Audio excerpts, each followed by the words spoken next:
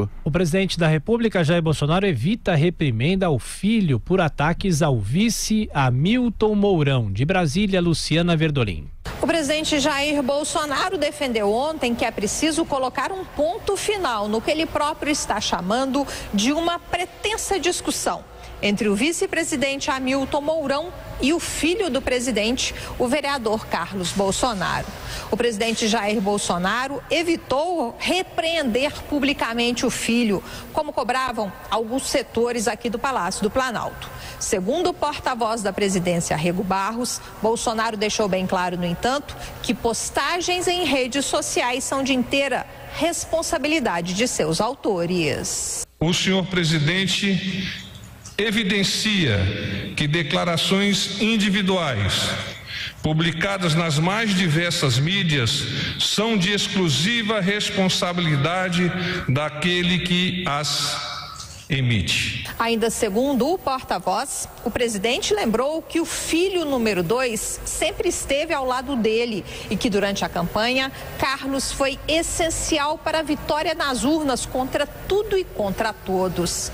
Com relação ao vice-presidente, o porta-voz lembrou que o general é o subcomandante do governo. Ele topou o desafio das eleições e terá a consideração e o apreço do senhor presidente. Depois das declarações, o vice ressaltou que quando um não quer, dois não brigam e explicou que ainda não teve oportunidade de conversar com o presidente sobre os recentes desentendimentos. Ressaltou que nesse momento é preciso manter a calma.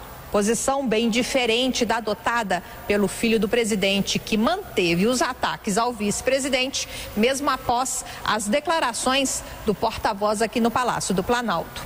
Nas redes sociais, Carlos Bolsonaro lembrou do dia em que o pai foi esfaqueado em Juiz de Fora e afirmou que o tal do Mourão, em uma de suas falas, disse que aquilo tudo era uma vitimização.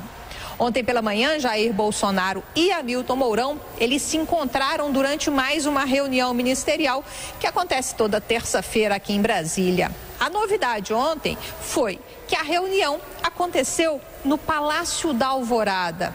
Antes do início dos trabalhos, todos participaram de uma cerimônia de hasteamento da bandeira do Brasil, em frente à residência oficial da Presidência da República. Mourão e Bolsonaro ficaram lado a lado e seguiram juntos também para a reunião. Dentro do governo, a avaliação é que é preciso que todos abaixem o tom. O posicionamento de Mourão é muitas vezes criticado, mas os militares também estão satisfeitos com as constantes críticas que são feitas por pessoas ligadas ao presidente. De Brasília, Luciana Verdolim. Sempre as redes sociais, professor Vila. Sempre. Ou é um assunto desagradável que a gente é obrigado a comentar porque se repete e tira o foco de questões centrais do país. Como, por exemplo, entre tantas outras, mas uma questão mais imperiosa agora é a discussão da reforma da Previdência. Então essa questão se repete. Isso é uma bobagem. Nunca na história republicana brasileira, nunca uma família teve um envolvimento com a política, com a gestão presidencial como que está ocorrendo agora. Nunca. Deodoro da Fonseca, por exemplo, trouxe o seu sobrinho, Fonseca Hermes, para ser seu secretário durante o governo provisório. Inclusive, à época, surgiram acusações muito graves sobre o secretário Fonseca Hermes, que teria até falsificado uma ata do governo provisório favorecendo os banqueiros do encilhamento. O que foi encilhamento? Foi um período de especulação financeira no início da República, né? E que levou à criação de um mercado, de uma bolsa, um mercado acionário, que na prática era tudo uma grande farsa, e vai levar uma quebra geral de empresas. E o Fonseca Hermes estava favorecendo dois grandes banqueiros do encilhamento, um deles o Barão de Mesquita. Mas depois você passa toda a Primeira República, chamada de República Velha, você não tem um envolvimento de família com o presidente. Pode passar por todos os presidentes, Prudente de Moraes. Prudente de Moraes, por exemplo, só para explicar para vocês, era um homem político, só fazia política. Tinham muitos filhos. Quando um dos filhos foi pedir emprego para uma pessoa e disse: eu sou filho do presidente, como se isso fosse um cartão de visitas, e o pai soube, o pai advertiu seriamente o filho: não mistura a sua busca de trabalho profissional com a minha função de presidente da República. Se passarmos por Campos Salles, Rodrigues Alves, Afonso Pena, Nilo Peçanha, Hermes da Fonseca, até chegarmos lá no final com o Washington Luiz, isso nunca ocorreu.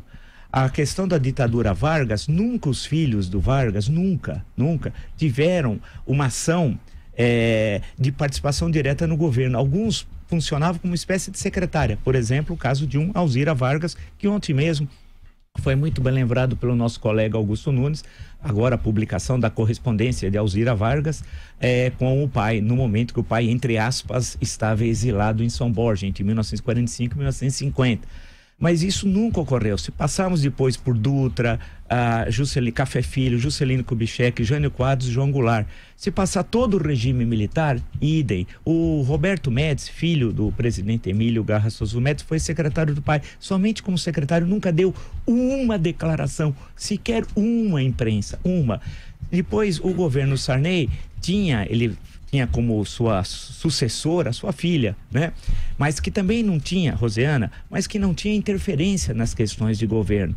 Se passarmos pelo governo Collor, a relação familiar, quando teve, foi a denúncia feita por irmão em maio de 1992, da revista Veja, mas ele não tinha qualquer participação no governo. Eu estou me referindo a Pedro Collor. Itamar Franco, idem. Os dois governos Fernando Henrique também. Os dois governos Lula também. E um governo e meio, Dilma, idem. Isso que está acontecendo agora é um fato único, que é ruim. É ruim porque tira o foco das questões centrais do país, desestabiliza o governo, enfraquece o governo no momento que ele precisa ter unidade e uma relação republicana e construtiva com o Congresso Nacional. Esse rapaz, ele é nocivo, é um rapaz doente. Ele é caso de psiquiatria, né? É claro, basta olhar para ele, não precisa ser um gênio da raça, né? Basta olhar, saber que ele tem problemas. Ele não sabe sequer escrever, mas aí muita gente, hoje a elite brasileira que vai escrever um tweet precisa de assessor, né? Muita gente. Então, a questão que se coloca, ele faz mal esse rapaz. Se ele colaborou na campanha e teve um papel na campanha, e isso é verdade, mas governo é uma coisa, campanha é outra. E sistematicamente ele ataca os militares e ataca em especial o vice-presidente da República, o general Mourão. São ataques graves à honra. Ele calunia todo santo dia, calúnia, injúria, calúnia e difamação. Ele serve como instrumento do marginal da Virgínia, o Jim Jones, né? Da Virgínia. Isso tende a acabar. Porque o que vai acontecer? Se ele continuar fazendo isso, esse governo vai acabar politicamente muito mal. E olha, nós não completamos esse governo sequer 4 meses, né?